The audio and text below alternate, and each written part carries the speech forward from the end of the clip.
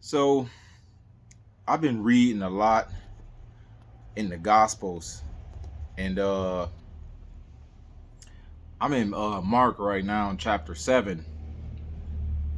And one of the things that I want to point out to people, because I really do think people need a good, friendly reminder when it comes to this. This right here is going to determine a whole lot. Just this right here. This is barely a chapter. Few verses, that is. Mark chapter 7. We're going to start in verse 14. And calling the crowd to him, he said to them, this is Jesus, that is. He said to them, "Hear me, everyone, and understand. There is no matter that enters a man from the outside, which is able to defile him, but it is what comes out of him that defiles the man. If anyone has ears to hear, let him hear." Do you have ears? Do you have ears that can hear this? All right. And when he went from the crowd into a house, his disciples asked him concerning the parable. And he said to them, "Are you without understanding? Do you not perceive that whatever enters a man from the outside is unable to defile him, because it does not enter his heart, but his stomach, and is cast out in the sewer, thus purging all the foods?" And he said, "What comes out of a man, that defiles a man. What comes out of a man, that defiles a man. For from within, out of the heart of men, proceed evil reasonings." Evil reasonings? Like, what is an evil reasoning? It's when you justifying evil in your mind. It's when you come into evil conclusions. It's when everything around you, you can't help but to always see something wrong with it. Like, you can't help but to always see something wrong with everybody else. And you justify the mistreatment you give people because of what you think somebody is worth. Because of what they have and don't have and do and can do. I say evil reasoning. And there's a whole lot of other stuff that determine the evil reasoning. Think about all the evil things people do. They had an evil reasoning for it. It's when your way of judgment is so far from God that you think that what you do wrong is right. Okay? Adulteries. I just made the video about this the other day. Just did. Even if you look at a woman or a man with lust in your eyes, having done nothing with them, haven't even spoke to them, never seen them before except now, even if you look at them with lust in your eyes, you are guilty of adultery. Another thing that comes out of a man: whorings, murders, thefts, greedy desires. Greedy desires. Man, think about all the greedy desires a lot of people have. Wickedness, deceit, indecency, an evil eye. Bro, you know how many people in the church got an evil eye? Oh, and an evil eye also go with pride, blasphemy, foolishness. All this wickedness come from within and defile a man. An evil eye. Let's get back on that. Thinking you better than everybody else. Looking at everybody else as worse than you. Just like I said in that video the other day, right? And my whole reason for even making that video is because there was this guy in our hometown. He unalived his daughter and pretty much tortured her, right? He got caught in Columbus and all of that other stuff, and now he's back here in Toledo on his way to jail. And I'm sitting there looking at the comments and the news articles, and everybody is like, Oh, bring back the electric chair. Oh, throw the whole book at that man. Oh, I think jail time is too little for him. He deserves everything he gave that girl. And it's like, wait a minute. Actually, I'm gonna tell you something. That's true. He do deserve that. But you want to know what? You do too. You want to know why you do too? Because I guarantee you probably committed adultery before. Don't you know that what he did to his daughter deserves the same punishment as somebody that slept around on their wife or husband? The same exact punishment. Don't you know that? And not only that, you probably slept with somebody else's wife or husband before you even had your own. You probably looked at somebody else's wife or husband with lust in your eyes.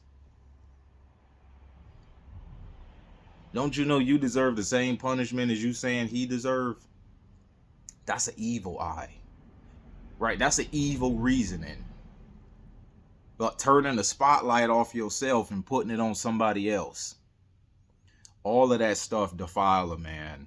And sometimes I be wanting to like leave comments in them news articles and stuff like that. But you know what, man? This world will still go on the way it is without my opinion. It really will. Right? Like if I want to give my opinion, I want to give my opinion to people that's looking for it. I don't want to give my opinion to people that really don't care. I just don't. The reason you see in this video is probably because you already look up stuff like this on social media and it just put it in your For You page or in your news feed. That's why I don't put a lot of my videos on my Facebook page. I'm like half the time I'm talking to the air, dead serious. I would rather put this on one of my social media sites where people can see it that's already interested in these kind of things. You know what I'm saying? Unless God might say, nah, put that one on Facebook. It's somebody there that need to see this. And truth be told, it always is. But evil reasonings. Just think about the way you talk to people. Think about the stuff you say when you arguing with somebody. But just think about the stuff you be having in the back of your mind about people that, even people that mistreat you. That's an evil reasoning. And my pastor made a post, I think it was yesterday. I just seen it today. And he said that Satan is trying to attack your ability to love people. That's why you get so many dysfunctional or toxic or evil people in your life, because Satan is trying to attack your ability to love people, because that's what make you most like Christ. You have to pay attention to stuff like that, because all that's trying to put in your head when people constantly mistreat you or belittle you or put you down over small stuff, all that's trying to do is make sure that you become somebody with evil reasoning or an evil eye. And an evil eye could be something as simple as what you watch on TV. Yeah, like even though that is an outside thing going into you, but why do you got a desire to even see stuff like that all the time? That desire is coming from out of you. Look, stuff like this, you will never really consider how important stuff like this is until you start to work out your salvation with fear and trembling.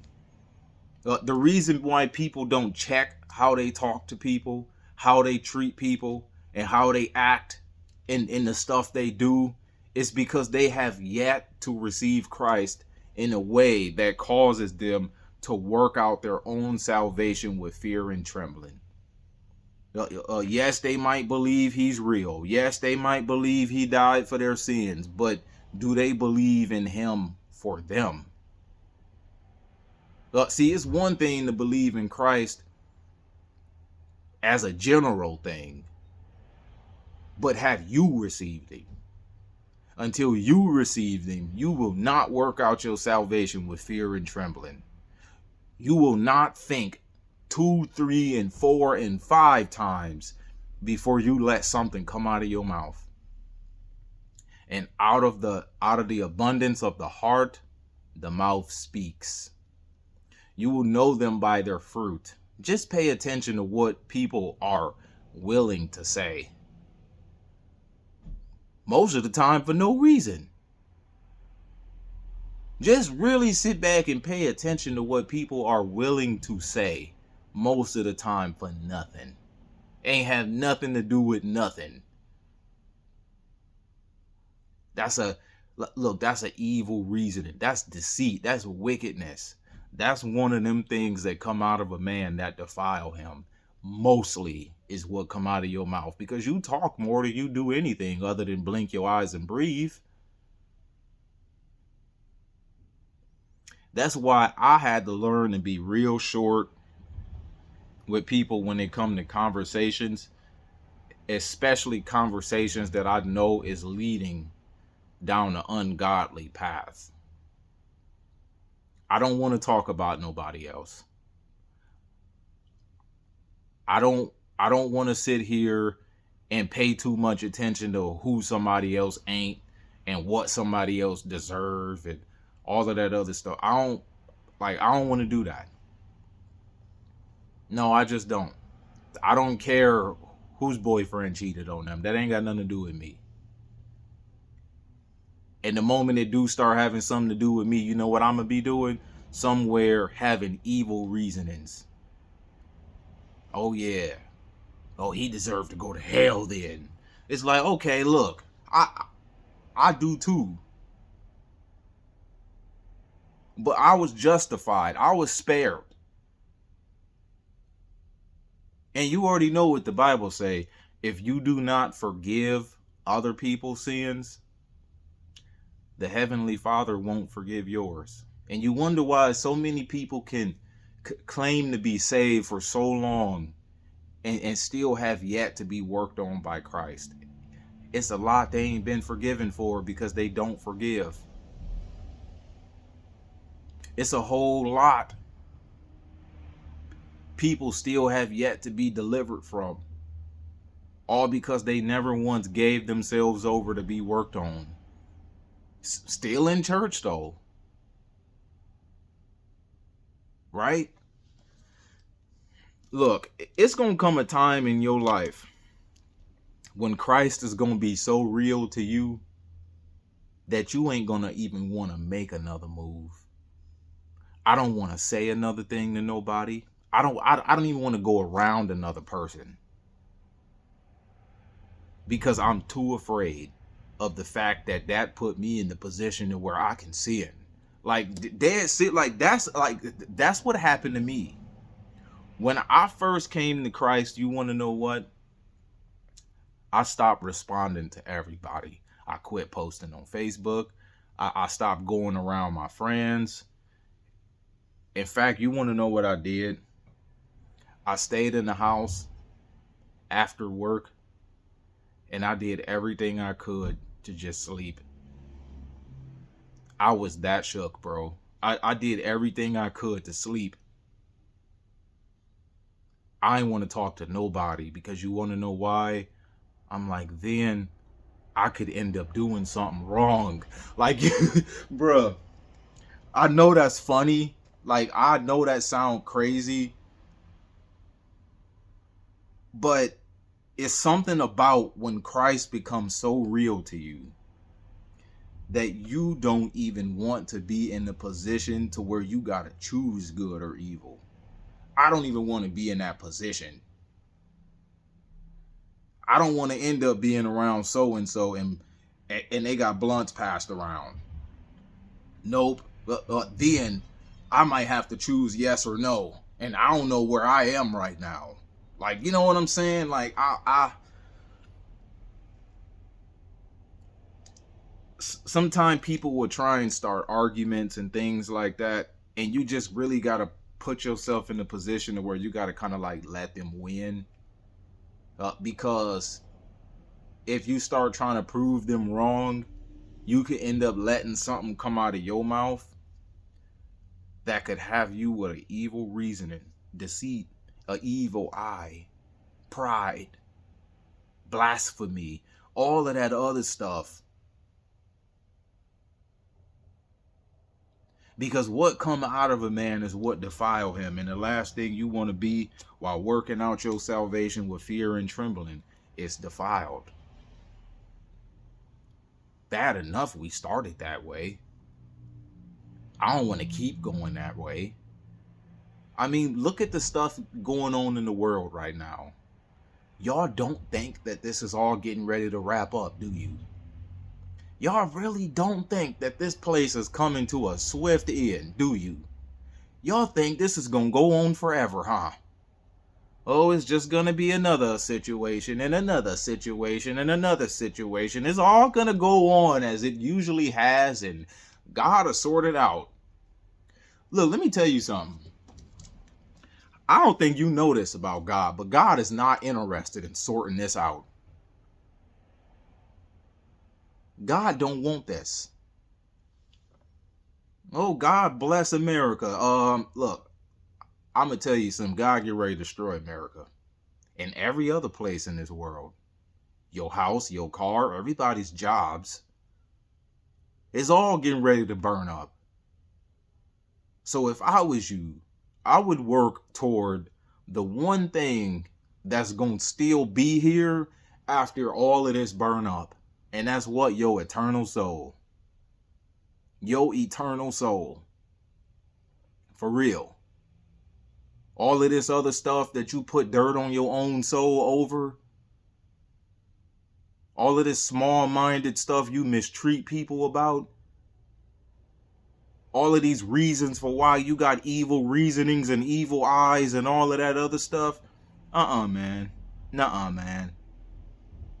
All of that is small-minded garbage. Oh, well, at least I ain't in a gang like them. I'm just so much better than them. See, I'm the chosen one of God, not like you. So I only stick with my kind. Like, you know what? I deal with those people. You know, those people you think you so much better than. I talk to them people. Those people you think you look so much better than. Those are some of the most beautiful people on the planet. Those people you think you doing so much better than. Those are some of the most beautiful people on the planet.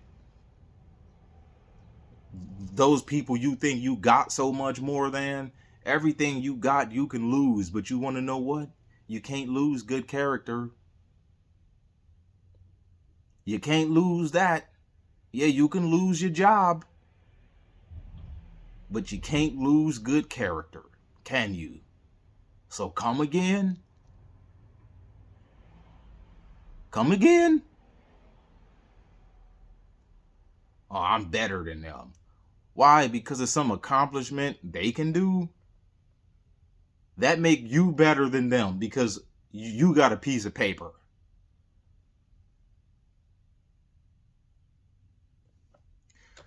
See, and you want to know what you're going to discover is that a lot of these types of people are sitting right in the churches, in leadership positions,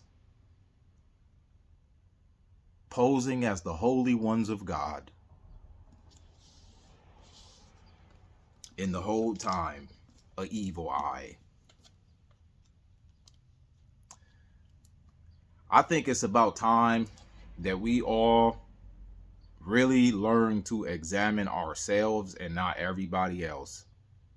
You are not going to get anywhere paying attention to somebody else's wrongs.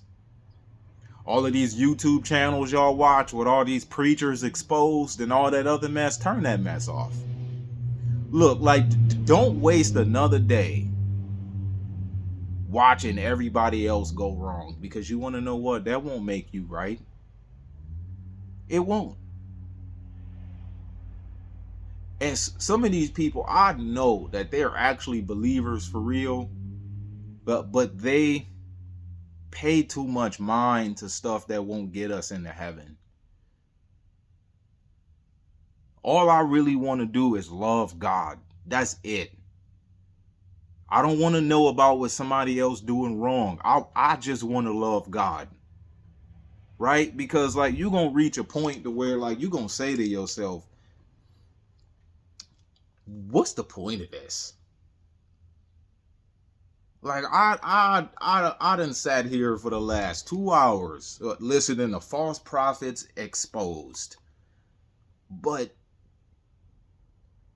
at what point do I get to take my shot? Right? And you ain't gonna take your shot looking at stuff like that all day. Because the only thing that's gonna happen as a result of looking at stuff like that all day is you having an evil eye. You thinking you better than somebody else. All because somebody do wrong differently than you. And just like I said in the video the other day, you can do everything right except be humble about it. And that make you just as bad. Like you would have been better off doing everything wrong and was humble about the fact that you knew that you was wrong. Well, I did everything right and that make me better than everybody. Well, I did everything wrong and I am so sorry. Who do you think went home justified? Who do you think went home justified? Who? The one who said, Lord, have mercy on me, a sinner. Just sit back and think about stuff like this, y'all. Just this right here. Look, I'm going to tell y'all why I don't read so much Bible in a day. Because all it takes is a little bit and you got a whole earful. Look, I ain't even get through, what? 1, 14, 15, 16, 17, wait, 14, 15, 1, 2, 3, 4, 5, 6, 7, 8, 9, 10 verses. That ain't even a chapter. This could change your whole life right there. 10 verses out of a chapter. That look like that's life changing.